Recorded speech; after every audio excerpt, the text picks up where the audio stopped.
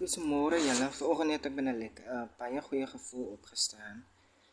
En ek dink weer eens terug aan sommige dinge wat miskien skeefloop in 'n mens se lewe en dinge wat goed is in jou lewe, nê.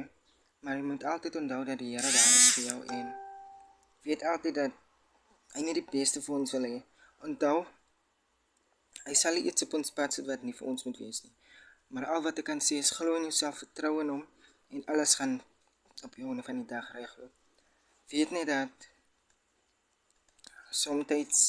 ek weet dat soms voel 'n mens swak, onseker en onveilig, maar nou in die Here se hande is alles moontlik. Hy maak 'n weg vir een en elk van ons. So glo en vertrou en bou jouself op.